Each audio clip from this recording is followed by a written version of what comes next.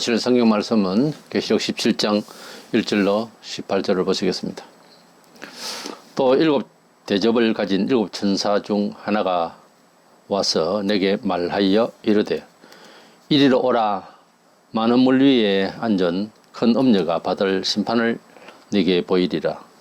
땅의 임금들도 그와 더불어 음행하였고 땅에 사는 자들도 그 음행의 포도주에 취하였다 하고 그 성령으로 나를 데리고 광야로 가니라. 내가 보니 여자가 붉은 빛 짐승을 탔는데 그 짐승의 몸에 하나님을 모독하는 이름들이 가득하고 일곱 머리와 열 뿔이 있으며 그 여자는 자줏빛과 붉은빛 옷을 입고 금과 보석과 진주로 꾸미고 손에 금잔을 가졌는데 가정한 물건과 그의 음행의 더러운 것들이 가득하더라. 그의 이마에 이름이 기록되었으니 비밀이라 큰 바벨론이라 땅의 음녀들과 가정한 것들의 음이라 하였더라. 또 내가 보매 이 여자가 성도들의 피와 예수의 증인들의 피에 취한지라.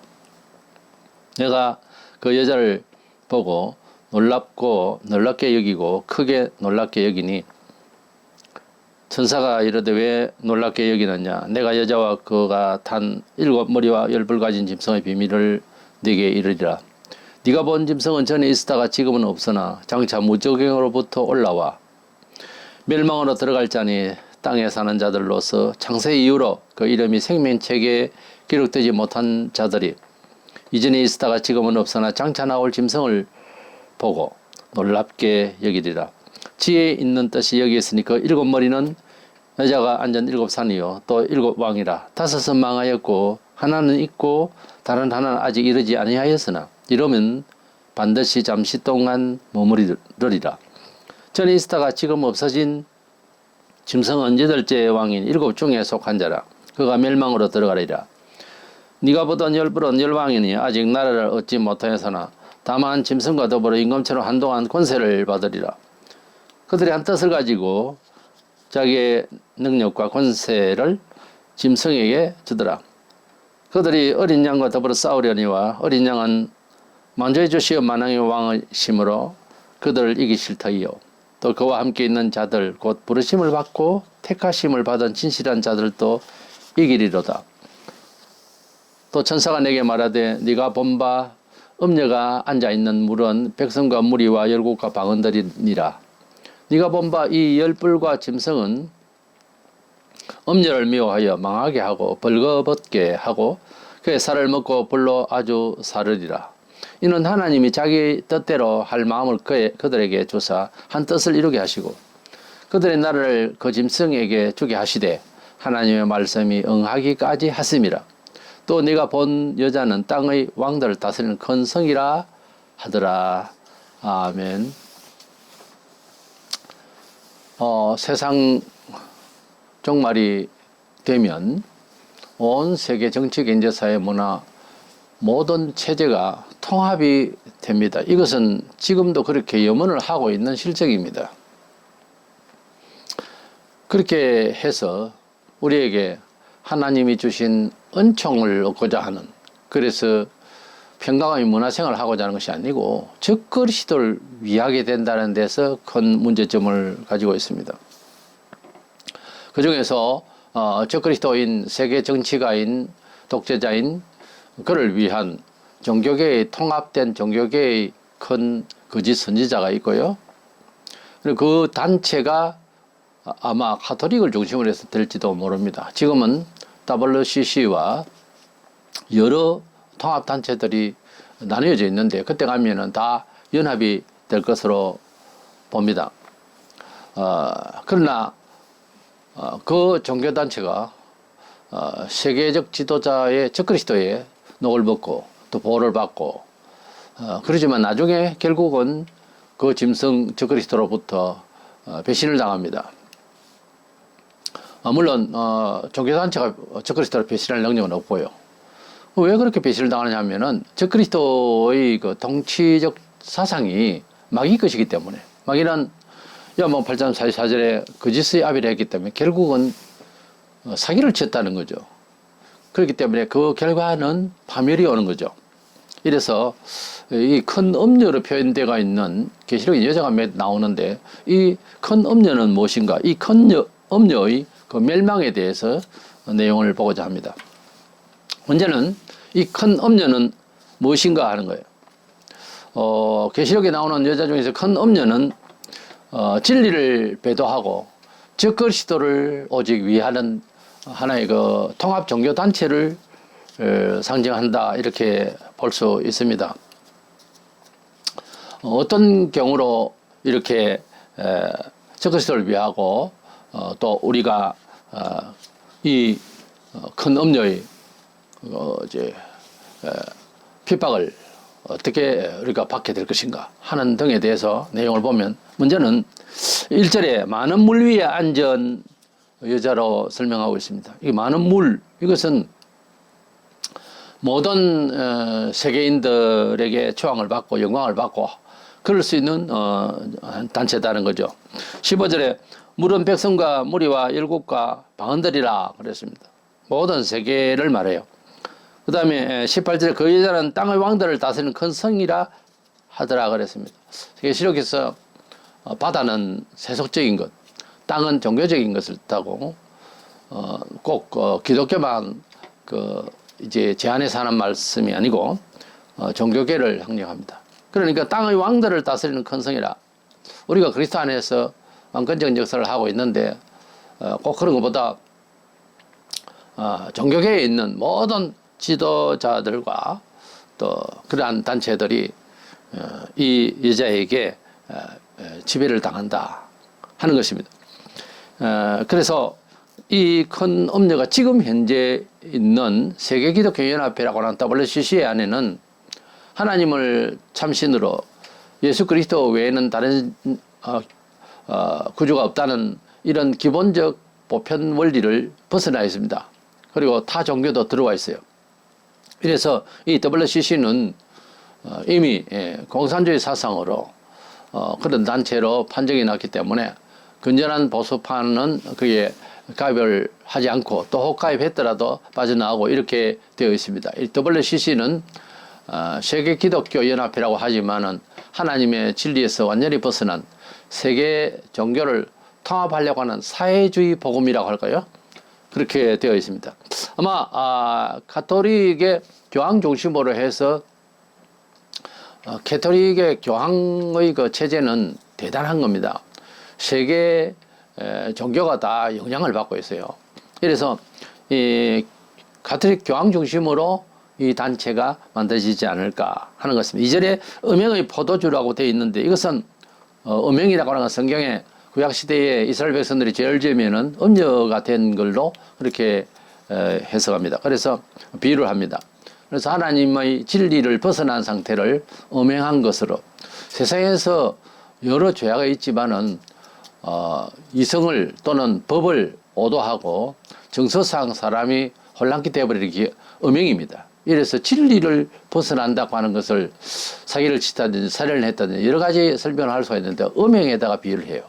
이래서 이 음행의 포도주 이것은 이 여자가 진리를 완전히 벗어나서 죄악된 그런 종교 상식까지도 벗어난 그런 짓을 하게 되는 단체가 되는 것입니다. 그래서 진리를 배교하는 여인이다 하는 것입니다. 온 세계 사람들의 이제 초항을 받으면서 그렇게 온 세계 종교를 통합해서 그가 참된 진리를 배교하는 이런 큰 음녀다. 두 번째로는 붉은빛 짐승을 탔다고 했는데 붉은빛이라고 하는 것은 이것은 사탄을 상징하고 또 전쟁과 고통 같은 것을 붉은색을 이제 상징을 하기도 하는데 또는 그 왕권적인 그런 색깔이기도 해요. 그런데 이 붉은빛 짐승 3절에 붉은빛 짐승을 탔는데 그 짐승의 몸에 참남한 이름들이 가득하고 7머리와 10뿔이 있더라 그랬습니다. 13장 1절에도 그 내용이 나오는데 적그리스도의 이제 모습을 그의 위치나 또는 그의 권세나 이런 것을 상징적으로 설명을 할 때 이렇게 표현을 했습니다만은 이 큰 음녀는 붉은빛 짐승을 탔다고 그랬는데 이것은 적그리스도 세계 지도자의 힘을 받아서 실행을 하고 모든 종교를 이제 운영을 하는 그런 단체라는 뜻이죠. 세 번째로는 보석으로 꾸며진 여자로 설명을 하고 있습니다. 이 통합종교단체 저크리스를 위하는 저크리스의 힘을 빌어서 살고 있는 이 저크리스를 위하는 세속주의적 이 단체는 종교라고 하지만은 사실 어떤 종교든지 세상적으로 좀 절제를 하는 그런 가르침이 다 있어요. 그런데 이 종교는 굉장히 물질적이고 세속적인 이런 세력으로서 이제 자기의 종교를 과시하려고 하는 것입니다. 땅에서도 이단들이나 어떤 교회 단체가 물리적으로 무엇을 하려고 하면은 그것은 좋은 영이 아닙니다. 원래 하나님께서는 수효나 문화적인 여건으로서 하나님께서는 역사하지 않습니다. 왜냐하면은 사람이 가지고 있는 그런 준비된 여건으로 어떤 일을 했다 하면 하나님의 역사라고 평가하거나 그래 또 믿어지지가 않는 법입니다. 도저히 사람으로서는 감당이 안 되는 일을 해주셔야 하나님이 계시고 하나님 역사하셨다. 그래서 감사할 일이다. 이렇게 되잖아요. 그래서 우리 사람은 물리적으로 무엇을 하나님의 일을 만들어내는 것처럼 하는 것은 정상적인 영이 아니고 그것은 제대로 된 신앙적인 내용이 아닙니다. 이 여자는 사절에 그 여자는 자줏빛과 붉은빛 옷을 입고 금과 보석과 진주로 꾸미고 손에 금전을 가졌는데 가정한 물건과 그의 음영이 더러운 것들이 가득하더라 그랬습니다. 이 여자가 입은 옷이 붉은빛 옷이고 이것은 거의 권위가 거의 왕적이다 그 말이에요. 종교계의 왕이다 이 말이에요. 그리고 성도가 옷을 입을 때는 세마포 옷을 입는다. 계시록 19장 8절에 보면 그렇게 나오는데 여기서 회개와 겸손을 뜻하는 거죠. 이 여인은 금보석으로 치장을 하고 그렇습니다. 그래서 지금도 이단들을 살펴보면 교주나 거기에 중직자들 할까요? 그 주변에 있는 사람들은 굉장히 잘 살고 최고급 성령차에 아주 잘 먹고 잘 삽니다. 목사가 교회를 보는 데 있어서 교회가 좀 약한 교회라 할지라도 또는 큰 교회가 될지라도 목사의 그 문화적 삶에 대해서는 항상 끝까지 절제를 해야 되는 이유가 방금 처음 나온 교인도 있고 항상 가난한 교인이 항상 있습니다. 대부분 다 가난하지만 그 중에서도 가난한 교회가 있다 이거예요. 그것을 생각하면은 목사는 잘 사는 쪽에서 어깨를 같이 할 것이냐 그런 경우에 생각을 하게 되는데요. 교회가 좀 부흥되면 아니다. 아주 이제 못 사는 쪽에 이제 레벨을 맞춰야 된다. 이런 사람도 있고 아니다. 중간쯤 해야 목사를 닮아서 은총에 대해서도 생각을 할 수 있도록 눈으로 교육할 수 있다. 또 많이 가진 사람은 목사를 보고 절제할 수 있다. 이렇게 이제 말들을 합니다. 그 중에서 제가 이제 이해하고 깨닫는 것은 제일 아랫부분입니다. 제일 낮은 자에게 수준을 맞춰야 돼요, 원래. 그것이 하나님의 종으로서의 제대로 된 역할이에요. 그렇다고 죽자고 고생만 하는 쪽으로 가라. 그러니까 극빈주의로 간다든지 이런 식으로 보자는 것이 아니고요. 그 교회 형편에 맞춰서 하되 연약한 자의 편에 서 있을 수 있도록 예수님이 그랬잖아요. 예수님이 이 세상에 오셔서 어느 정도껏 맞추셔야 되는데 어느 정도가 아니고 완전히 죄인 취급을 받으셨어요. 예수님은 떡 5개 물고기도 5,000명을 먹이셔도 배고프실 때도 있다니까요. 그럼 자기를 컨트롤 못한 겁니까? 아니에요. 우리를 구원하시기 위해서 희생을 하신 거죠. 그래야 사람이 접근하기가 쉽잖아요. 우리 예수님은 세상적으로 문화적으로 자기가 어느 정도 하실 수가 있는데도 안 하셨다고요. 우리 타락한 목사들이 생각할 때는 네가 메시아 역할을 하라 하면은 아마 거기에서 운동장만한 마당에다가 무슨 백악관만한 자기 집에다가 이래 살려고 할 거예요. 사실 그러고 있어요 지금. 이게 안 되는 거예요. 뭔가 이거는 크게 잘못되어 있는 거예요. 이 세속화가 되는 것은 좋은 영이 아닙니다. 이것은 사탄의 역사이고 또 앞으로 나타날 종교계의 어떤 대부가 되는 사람들이 할 짓이지 이것은 성경적으로 볼 때에 잘못됐다 이거예요. 이 큰 엄녀는 보석으로 꾸며진 여자로서 너무나 세속적이다는 거예요. 사실상 늘 이단들 세계, 사이비 세계 늘 그래 해왔어요. 교주는 그렇게 잘 먹고 잘 살고 마음대로 행동해도 괜찮고 이런 식이에요. 5절에 그 이마에 이름이 기록됐을 때 비밀이라 큰 바벨론이라 땅의 엄녀들과 간양한 것들이 음이라 하였더라 했기 때문에 이것은 진리를 배도한 종교계의 모든 사람들을 지배하고 그리고 가정한 그런 거짓된 영을 그대로 받았으니까 적그리스도의 그 붉은 빛 짐승 적그리스도를 타고 세력을 부리는 여자이기 때문에 그렇습니다. 이래서 이 종교계의 모든 통합된 하나의 단체가 큰 음료로 비유되고 있습니다. 네 번째로 성도의 피에 취한 자라 그랬어요.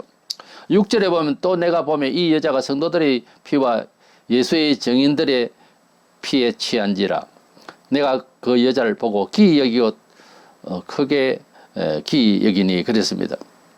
성도의 피에 취한 자라는 것은 이 큰 음료는 세계 통합 종교의 단체인데 기독교인들이 반대를 할 것 아닙니까? 이 저항할 때에 여지없이 다 순교를 당하게 됩니다. 이래서 성도의 피에 취한 자를 많은 사람을 순교시키면서 하나님을 위한다는 둥 그렇게 이제 자기를 나타내게 될 것이라는 거죠. 7절과 12절은 그 적그리스도에 대한 설명이 또 나오는데 13장에서 우리가 볼 수도 있습니다만은 8절에 네가 본 짐승은 전에 있었다가 시방 없으나 장차 무정회로부터 올라와 멸망으로 들어갈 자는 시방 없으나 장차 나올 짐승을 보고 기이 여기리라. 이 장차 나올 짐승은 적그리스도를 말해요. 그러니까 이 종교계 한 단체가 어떤 힘을 발휘하느냐 하니까 적그리스도의 힘을 받아서 이렇게 무서운 환란을 이제 일으키게 되는데 이가 성도들의 피에 취한 자라 적그리스도가 안티크리스토거든요. 그렇기 때문에 성도들을 이제 괴롭히는 특별히 적그리스도라 했기 때문에 그리스도를 괴롭히는 이 단체가 되고 또 적그리스도가 되는 것입니다. 우리가 말세론을 이야기할 때 적그리스도의 대환란이라고 하는데 그러면서 여러 사람들이 계시록 4장에서 사도 요한이 하나님의 계시를 보기 위해서 영적으로 하늘로 올라간 그것을 온 교회가 올라갔다 이렇게 해석하는 휴거론, 소위 세대주의 휴거론, 대환란전 휴거론자들은 계시록을 유대를 위한 하나의 예언이다 이렇게 생각을 하는데 그러나 유대인을 상징하는 그런 얘기로 꾸며져 있으면은 적그리스도 하지 말고 즉 유대교라고 하든지 즉 유대인자라든지 이렇게 해야지 즉 그리스도라고 말을 할 이유가 없잖아요. 그리고 계속해서 성도가 나와요. 여기에도 뭐 휴거를 했다 하는데 그러나 여기에 보면 계속 환란 중에 있는데 성도들의 피해 취한 자라 하는 이런 종교단체의 성도들을 순교시키는 일, 적그리스도의 환란이 계속 이어지고 있잖아요. 그래서 장차 나올 짐승을 보고 기이 여기더라 했는데 이것은 이제 그때 당시에는 적그리스도가 없지만은 다음에 나타날 적그리스도가 나오게 될 것이다 하는 겁니다. 이것은 인간으로서 그냥 실력을 가진 자가 아니라 무조건부터 나온 사탄의 영을 받은 적그리스도이고 적그리스도는 반드시 하나님과 또 성도를 이제 대적하게 되는 거죠. 그래서 구약 시대 하나님 백성도 이제 성도라고도 할 수 있지만 그것은 선민이나 하나님 백성 이렇게 표현합니다. 신약에서 와서는 우리가 그리스도 안에서 예수를 믿는 사람을 보통 성도라 그렇게 말해요. 그렇기 때문에 이 여자가 이제 힘을 받아서 이 세계 종교를 통합해서 기독교를 핍박하고 세계를 정신적 사상적으로 주도하게 되는 이 큰 음료로 표현된 종교단체는 적그리스도의 힘을 빌어서 이제 이렇게 역사를 하기 때문에 적그리스도는 그리스도인을 절대적으로 대항하는 거죠. 역사 속에서 모든 사상이 세속적으로 돌아갈 때는 꼭 교회를 핍박했어요.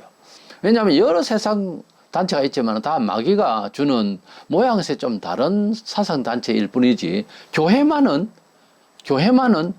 마귀를 대적하는 교거든요. 그러다 보니까 항상 세속적으로 세속화되고 이러려고 하면은 그 단체는 교회를 치는 거예요. 우리가 사람의 관계에서도 유독 교회를 싫어하고 유독 교인을 핍박하고 교인과 대적하려고 하는 친구나 이웃이나 부모나 어떤 사상단체나 우리 가까이에서 만날 수 있는 사람도요, 유독 교회를 싫어하면 뭐요? 악령이 들어있는 사람이에요. 유독 교인을 싫어하는, 유독 하나님을 또 믿는다고 하는 사람 중에도 하나님의 영광을 위하여 일하고자 하는 그런 메시지를 쫓아 살고 그런 의도를 품고 기도하고 하는 사람을 미워하거나 광신도라고 하고 비난하거나 이러는 사람들은 이걸 아셔야 됩니다. 본인이 하나님을 지금 도외시하는 정도가 대적하고 있는 다른 세속적 영을 가졌다라고 반성을 할 수 있어요. 그럴 리가 있나 싶어도 틀림없는 거예요. 역사 속에서 교회를 유독 대적하는 자가 공산주의사, 공산주의는 유물론자거든요. 성경적으로 물질주의는요, 하나님 앞에서 행벌받을 사상이거든요. 물질이 필요하면서도 물질을 신으로 섬긴다. 아니라 하면서도 그러고 있어요, 사람이. 그 증명은 하나님을 온전히 위하고자 하는 마음을 다치게 하는 거예요. 하나님을 오직 위하고자 하는 사람을 대적하는 거예요. 관심이 없거나 싫어하거나 하면은 자신을 반성을 어떻게 해야 되느냐 하면, 내가 세속주의 영을 받았구나. 이렇게 생각하면 돼요. 정확해요.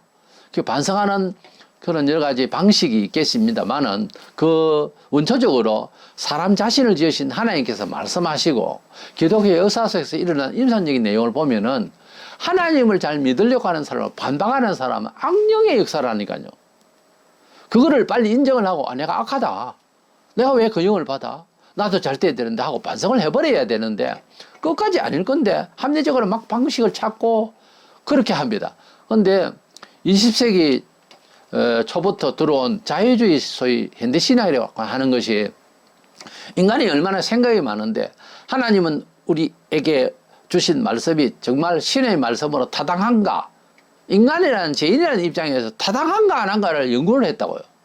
이게 뭔가 하면은 좋은 생각에 깊이 있는 철학이 아니고 사탄의 영이 들어왔다니까요. 마귀의 영이 이 거짓된 영이 들어와서 하나님의 말씀 안에서 축복받아야 할 영혼의 이 관계를 깨고 혼란스럽게 했다고요. 그래서 20세기의 최악의 상태가 뭔가 하면은 물질주의로 하나님의 뜻을 설명하려고 하는 마귀의 술책에 완전히 다 빠진 거예요. 예를 들어서 우리 한국교회가 처음에는 오직 하나님, 오직 예수님 이러다가 70년대 들어와 가지고서 잘 살아보세요를 외치면서 물질주의로 밖으로 보이는 교회의 모습을 가지고서 축복을 받았네 어쩌네 이렇게 하기 시작해 가지고서 그게 수십 년을 가는 바람에 사람들이 하나님을 믿을 때 받는 평강의 은총과 속죄의 은총과 영생의 복이 뭔지를 다 잊어버렸어요. 100명 중에 30%만 영생에 진짜 관심을 가지고 교회를 다닌다고 하는 그런 데이터가 있어요. 그러니까 우리가 생각하는 시민의식과 시대적 감각의 가치관이요. 그게 얼마나 위험한지 몰라요. 항상 우리를 돌아보거나 묵상할 때마다 하나님의 말씀이 뭐라고 했는지 기도한다고 금식하고 40일 동안 금식을 하고 그것도 기도하는 것도 중요하지만은 기도 이전에 하나님께서 우리와의 관계를 어떻게 이루어 가시려고 하는 매뉴얼인 성경을 이해할 차분히 앉아서 또 선선한 바람을 맞으면서 얼마든지 할 수 있어요. 그러다가 어느 날 하나님의 말씀이 한번 부딪혀요.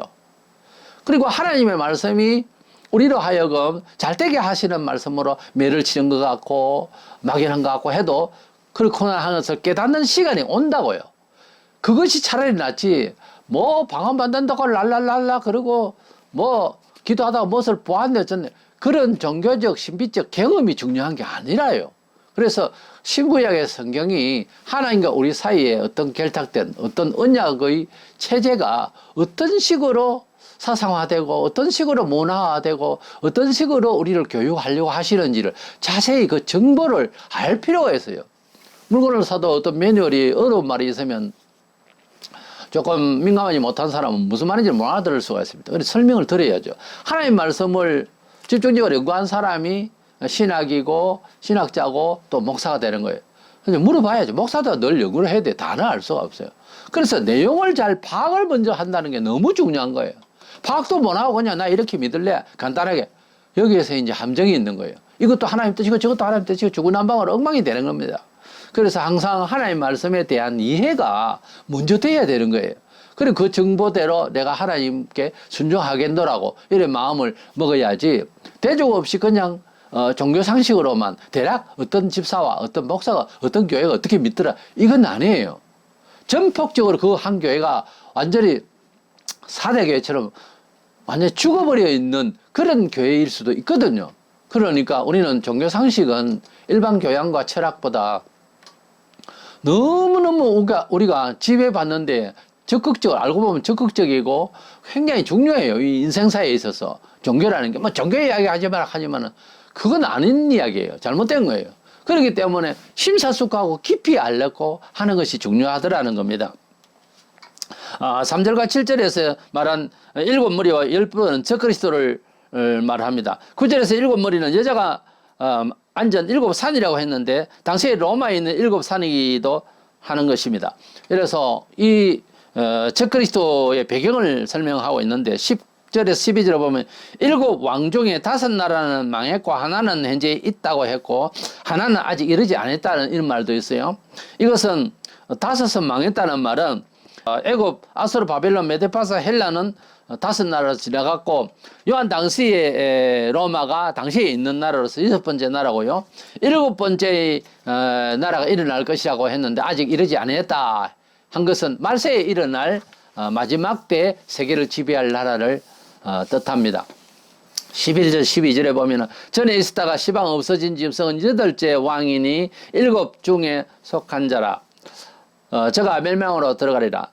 네가 보던 10뿔은 열방이니 아직 나라를 얻지 못하였으나 다만 짐승으로 더불어 임금처럼 권세를 일시 동안 받으리라. 저 그리스도가 어떤 사람인가 하니 세계를 지배할 나라가 연합국의 10개국으로서 만들어지고 머리가 7, 그 중에서 3 나라는 그 안에 예속이 되면서 대표격이 되는 7 왕이 이제 선출이 되는데 그 중에서 또 대표 왕을 뽑을 때 8번째 왕이 되는 거죠. 그 7에 속했다 했기 때문에 11절에 이 사람이 바로 적그리스도가 되는 겁니다. 그래서 적그리스도 아래 대표격이 되는 왕이 6명이 되는 거죠. 자기가 7번째 속하면서도 8번째 뽑힌 왕이니까 왕으로서 제일 처음에 10명 왕 중에서 7명을 추려지고 7명에서 다시 또 8번째 왕으로 나타난 이 적그리스도가 이 7명의 구성원 안에서 대표격이 되니까 자기 소아에는 몇 명이에요? 6명이 이제 소아가 되는 거죠. 이래서 이 단체를 상징적으로 말을 할 때 적그리스도가 이 세계를 지배하는 연합국에서 대표가 되는 이런 적그리스도를 말합니다. 14절에 보면은 부르심을 입고 빼내심을 얻고 진실한 자들은 이기리로다 그런 말을 했어요. 유대인들 보고 부르심을 받았다, 뭐 빼내심을 얻었다 이런 표현을 안 써요. 이것은 기독교인들에게 쓰는 거거든요. 부르심을 받았다. 바울이 아주 그 부르심을 받아서 사도가 되고 또 하나님의 백성이 바로 되고 하는 내용이 나옵니다만 부르심을 입고 빼내심을 얻은, 빼내심을 받는다는 말을 신약에 참 많이 써요. 그래서 부르심을 입고 빼내심을 입고 하는 얻고 하는 것은 유대교인들에게 주는 행용의 표현이 아니고 기독교인을 뜻하는 겁니다. 그러니까 이러한 적그리스도의 힘을 얻어서 이 종교단체가 교회를 이렇게 진리를 배교하고 핍박하고 순교를 시켜 하는 상황에서 기독교인들이 휴게했다. 뭐 이 계시록은 유대인을 위한 책이다. 이런 식으로 표현하면 이 말 자체 14절에 있는 부르심을 입고 빼내심을 얻고 진실한 자들은 이기리로다. 이런 표현은 그러면 유대인들에게 하는 말이냐 이거예요. 이거는 아니에요. 기독교인들에게 하는 말이거든요. 그렇기 때문에 휴거론이라는 말은 안 맞아. 휴거는 안 맞아요. 휴거야 예수님 오실 때 19장에서 해요 다.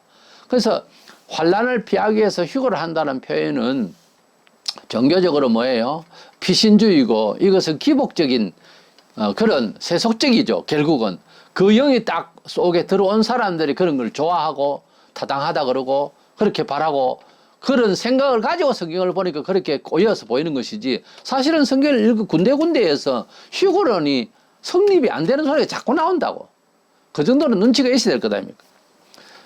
이래서 이 큰 음녀가 적그리스도를 힘입어서 온 세계의 모든 종교를 통합해 특별히 기독교 진리를 배교하면서 적대하면서 성도들을 핍박을 하고 그들을 순교시키고 하는 이러한 무서운 큰 음녀. 음녀는 사상 배교자를 말합니다. 구약에도 그렇게 이스라엘 백성에게 표현했듯이 큰 음녀. 마지막 시대에 나타날 이 큰 음녀. 세계적인 그런 큰 배교자가 즉 세계적 종교의 단체가 기독교의 진리를 사모하는 참된 성도들을 이렇게 핍박하게 될 것이다. 그러나 부르심을 입고 빼내심을 얻은 사람은 반드시 이기게 될 것이다. 죽음을 놓고라도 사상적으로 이기게 될 것이다. 이런 뜻이 이 본문에 있습니다. 이제 큰 두 번째로 잠시 더 생각할 것은 큰 음녀는 결국은 적그리스도의 힘을 빌어서 이 세계의 종교를 통합해서 자기도 영광을 받고 그렇게 사치하고 잘 살다가 결국은 적그리스도부터 멸망을 받습니다. 이 큰 음녀는 그의 영광이 그의 것이 아니었고 적그리스도가 준 영광이기 때문에 적그리스도가 그를 어떤 시점에 가서 완전히 불태워 없애게 될 것입니다. 16절에 네가 본 바 이 열불과 짐승은 그러니까 세계 지배의 그 연합국 그리고 짐승 적그리스도는 음녀를 미워하여 세계 종교 단체를 미워하여 망하게 하고 벌거벗게 하고 그의 살을 먹고 불로 아주 사르리라 흉악하게 이렇게 표현이 되고 있습니다만 그러니까 이 음녀는 이제 완전히 파멸된다는 거죠. 많은 종교와 또 기독교 타락한 교회나 목사들도 거기에 예속이 될 수가 있습니다. 지금 우리는 그렇게 안 보이죠. 그렇게 볼 때 좀 비관이 되는데요. 지금도 그런 성질을 가진 사람이 큰 음녀의 단체가 나타나면 다 예속할 거예요. 아무리 친한 사이라도 진리 앞에서는요, 배교할 때는요, 답이 없어요. 부모와 자식 간에도 그런 배교의 상황이 오면 답이 없는 걸로 성경은 그렇게 말씀하고 있어요. 그런 걸 각오해야 됩니다. 적그리스도의 정신은 어떤 정신이었습니까? 사탄의 정신이었습니다.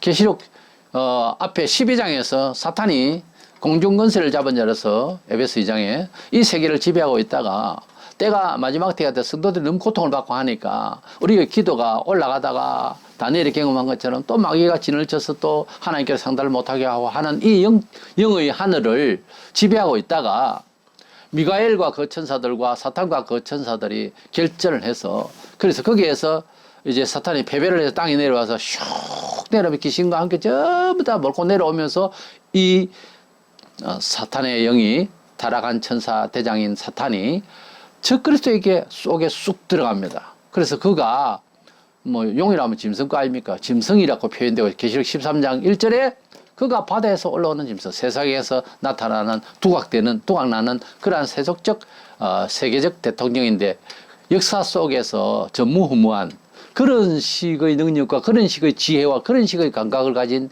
대통령이라는 것은 없었어요. 왜? 마귀가 이 세계를 그렇게 악으로 지배했던 정치경제 사회문화 교육 예술 모든 면에서 장악했던 여기 그 속에 들어가니까 그 지혜와 능력이 대단한 것 아닙니까? 예? 원래 악한 그 지도자는 하나님을 닮아서 연설도 잘해요. 말도 잘하고. 그래서 아주 파쇼적이고 대단합니다. 힘이. 신적인 디바이니티 파워, 신적인 힘이 나타나요. 그래서 그 사탄의 영을 받은 그가 온 세계를 이제 종교를 통합해서 자기를 위하라고 한 이 큰 음녀를 왜 죽이는지는 모르지만은 이렇게 배교를 당하는 것은 적그리스도 자신도 제정신이 아닙니다. 원래 마귀가 거짓의 아비이기 때문에 다른 말로는 완전 사기라 이 말이에요. 사기는 나중에 드러나잖아요. 완전히 배도한 것이 드러나잖아요. 그랬을 때 감당이 안 됩니다. 본인도 감당을 못 하고요. 본인을 위하는 사람도 나중에는 배신을 하는 것도 제정신도 아니에요. 그래서 뭐 세력 다툼으로 그러는지 저런지 모르지만 결국은 이제 다 같이 망하게 되는 것인데 이 음녀는 적그리스도의 힘을 빌어서 뭐 참 세세토록 왕같이 종교계의 지배자로서 군림을 하고 끝까지 갈 줄 알았는데 결국은 이렇게 당하게 되는 것입니다. 우리는 이런 시대에 살면서 하나님의 진리를 배교하는 집단이나 목사에 대해서 잘 분별을 할 필요가 있습니다. 과거에는 이제 다들 착했고 나름대로 인간적으로 목사님을 한 이제 도덕적인 인격자로 이렇게 보는 때가 있었습니다. 그래서 목사님이 무슨 말씀을 하셔도 옳다 이렇게 스승의 그림자도 밟지 말라는 그런 말을 할 무렵에는 그것도 가능했어요. 그런데 지금은 별의별 목사가 다 있습니다. 신학교 운영 자체를 이제 하나의 유경 사업으로 경영을 하다 보니까 이건 그래서는 안 되거든요. 여기저기 신학교를 이렇게 많이 세우고 그래서 교단도 많아지고 350개 이상 지금 총회가 있습니다. 이러니 형편이 없는 신학교도 있다 이거죠. 이렇게 되다 보니까 무조건 순종하기에는 너무 어려운 사회가 되어 있는 거예요. 종교사회가. 디모데후서 3장 13절에 악한 사람들과 속이는 자들은 더욱 악하여져서 속이기도 하고 속기도 하나니 그랬어요. 저 그리스도가 네가 나를 위하면 내가 너에게 이런 보상을 해주겠다 하고 큰 엄녀에게 결탁을 했겠죠. 그렇게 또 요구를 했겠죠. 또 능력을 주면서 그러나 그것은 사기였다는 거죠. 뭔가 꿍꿍이 생각이 따로 있었다는 거죠. 그러니까 속였고 또 그렇게 속인 저 그리스도는 나중에 결국은 이제 잡혀서 산채로 지옥불에 들어가게 되는데 그도 마귀에게 속은 거죠. 사실 한 인간으로서 뭐 가룟 유다도 그랬잖아요. 우리가 인생을 살면서 어떤 영을 받고 어떻게 이제 어떤 쪽으로 성향을 띠느냐 하는 것은 하나님 말씀 안에서 이것은 바르다라고 평가되지 않는 이상은 다 속고 사는 거예요. 인생은 7, 80 살면서 뭔가 쏘았다는 기분으로 이제 노후에 허무를 느낍니다. 왜 그래요? 실질적으로 쏘았기 때문에 그렇습니다. 그런데 하나님을 만나고 진리를 만나고 진리는 참되다는 거죠. 참된 뜻을 따라서 사는 사람, 내가 쏘았다 그런 생각을 안 해요. 나 바로 살았고 바로 살았다는 말은 정직했다 그 말이 아니라 내가 후회하지 않을 축복된 길을 살아왔구나 하는 생각을 가지고서 후회 없이 눈 감을 수가 있습니다. 그런데 세상을 사는 일에 그것도 세상에서 잘 먹고 잘 살고 좋은 기회를 얻고 그리고 특혜를 받은 것은 나 굉장히 많았다 싶었는데 나중에 보면요 후회가 돼요. 후회되는 일이 한두 가지 아니에요. 후회도 하기 전에 자살을 해버리기까지 하는 그런 절박한 심정이 올 때도 있는 거예요. 왜? 거짓되니까. 세상이 거짓된 것, 뿌린 대로 거두지도 아니하고 혜택을 받고 세속적으로 주로 보면 혜택이다 하는 것은 세속적으로 잘 먹고 잘 살기 위한 것들 아닙니까? 그래서 그런 것들이 근거 없이 자기를 둘러칠 때 그는 이미 거짓 영에 사로잡히게 되는 거예요. 그러니까 기회를 너무 좋아하고 물질과 문화적인 환경에 어떤 기회가 온다고 너무 속 빠지지 마시기 바랍니다. 분명히 내가 받을 것을 받는다 싶어도 안 받을 수 있으면 안 받아야 된다라고 생각을 하고 딱 보면은 받을 일이 아니에요. 이게 우리 영이 우리 마음이 보통 우리 사람들의 마음이 자기 정신이 아니에요. 거의가.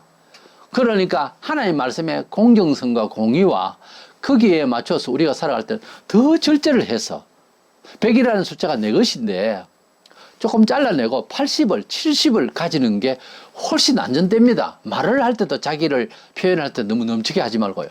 항상 그렇습니다. 물질과 문화와 자기 자아의 모든 것들은 줄여야 됩니다. 뭐를 다. 절제를 해야지 이것을 더 챙기고 더 부풀리고 하면 그게는 망하게 되는 거예요. 뭔가 좋은 일이 생겼다 싶어도 위험합니다. 이래서 세상은 영이 지크리스의 영이 덮여져 있기 때문에 속이기도 하고 속이는 건 자기가 알죠. 지가 속는 줄은 모르는 거예요. 이렇게 하는 것이 내가 속는 것이라는 것을 생각을 못하니까 물질을 찾고 욕심을 챙기고 자꾸 이것만 하는 거예요. 이런 계산만 하는 거예요. 그래서 우리는 여유롭고 자유롭고 평강스러우려면은요 내가 가질 것을 절제하는 겁니다. 조금이라도 절제를 해보면은 굉장히 유효해요. 아주 유효하고 복되고 평강이 넘칩니다. 하나님의 백성들은 이래서 이 말세에 물질주의가 있죠. 또 사회적으로 어떤 여건의 문화적인 이런 요소로서 우리를 또 위협하고 미혹하죠. 이런저런 문화적인 여러 가지의 행태로서 참 신앙으로 살아가는 것을 묵상할 여지도 없이 만들 때에는 스톱을 하고 묵상을 해야 됩니다. 하나님 이러한 여건과 이러한 단체의 이러한 좋게 보이는 일들이 하나님 뜻인가요? 물어봐야 돼요. 그런데 옛날이나 지금이나 세속적인 그런 돈이나 어떤 단체나 세력을 가지고 하나님의 일을 하려고 하는 단체일수록 위험해요. 그것은 하나님의 법이 아닙니다. 하나님의 뜻은 양이 많은 데서 또는 문화적 여건이 좋은 데서 역사가 나는 것이 아니고 어떤 면에 있어서는 오히려 더 거꾸로 되어 있어요. 우리가 가지고 있는 것으로 하나님을 더 잘 믿게 도와주세요. 이것이 아니고 우리는 연약하고 우리는 절제할 때만큼 다 하고 우리는 여건이 안 좋아도 하나님께서 기뻐하시면 모든 것을 하실 수가 있습니다. 이렇게 나가는 것이 신앙이에요. 그런데 어느새부터 물질적인 맛을 알고 문화적인 맛을 알고 젖어버렸으니까 어디까지가 절제면 어디까지가 하나님 임마누엘의 은총으로 하나님이 함께 하심의 역사인지를 지금은 모릅니다. 많은 신자들이. 그러지 말고 하나님의 말씀을 읽으면서 조금 따갑게 좀 냉정하게 자신을 비판하면서 그동안에 절제하지 못하고 있으면 세상의 옷을 좀 하나씩 벗고 이래서 우리 하나님과 동행하는 진짜 실감 있는 축복을 영혼의 자유를 그런 어떤 놀라운 힘을 얻고 살기를 원하는 것입니다. 우리 영혼은 거듭난 영혼을 가지고 있습니다. 불신자들도 영은 있는데 거듭나지를 못해서 이제 기능을 상실한 죽어 있는 상황이에요. 그래서 이렇게 자동차가 있고 똑같은 내용이지만은 기름이 없고 시동을 걸어도 엔진이 고장나 있으면은 이건 뭐 고물이죠. 하나의 쇠 붙이죠. 그러나 여기에 생기가 있으려면은 이제 에너지를 발산해서 기름을 넣고 그리고 전기에 이상이 없는 배선에 이상이 없는 이런 상황이 돼야 되거든 아닙니까? 우리 성도들은 같은 영과 육을 가져도 이 정서가 우리 영혼이 하나님께서 성령으로 거듭나게 하셔서 생명의 영을 부어주심으로 살아 움직이게 된 거예요.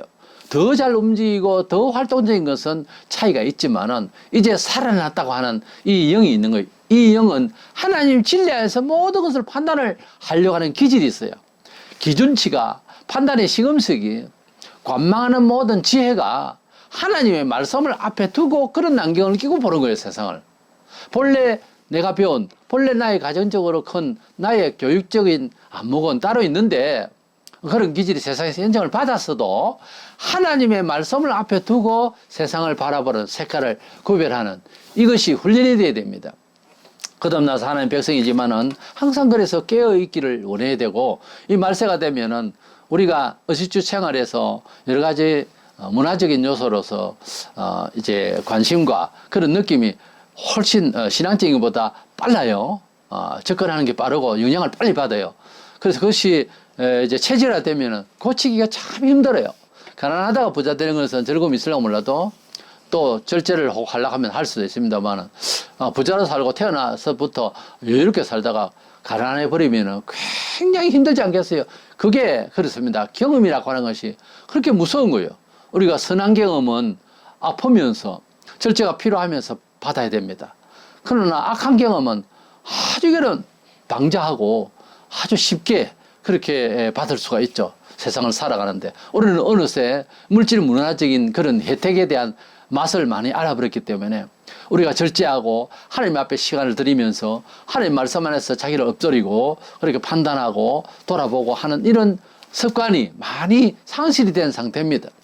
말세일수록 이렇게 종교가 배교를 하고 세상과 뒤엉켜서 세속화되는 이런 단체를 위한 작업이 지금 우리도 모르게 스스로 이루어져 가고 있습니다. 온 세상이.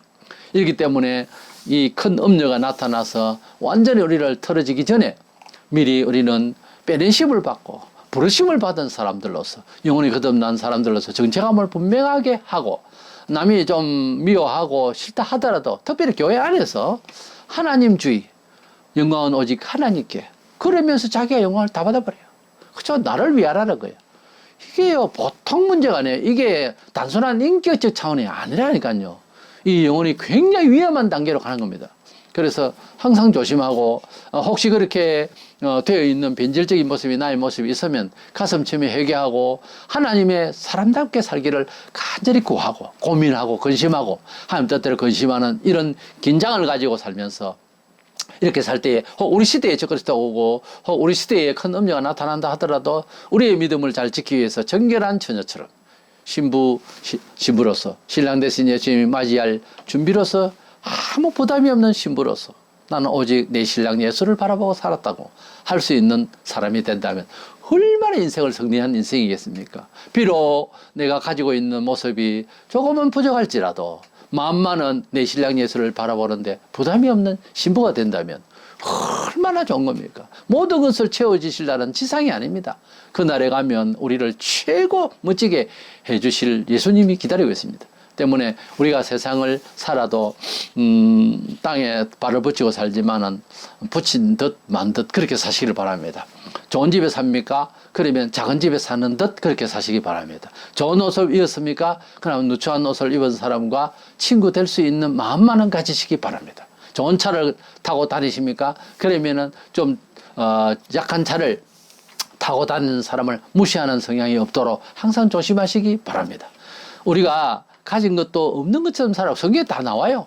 그렇게 교훈하고 있어요. 다 우리를 위한 겁니다. 그리 하시고 아무쪼록 우리 주님 오실 날 가까운 이때에 특별히 배교 사상이 많이 지금 들어오고 있고 교회가 변질되고 있는데 각성해서 주님 만날 준비를 잘 하는 저와 여러분 되시기를 주의 이름으로 축원합니다.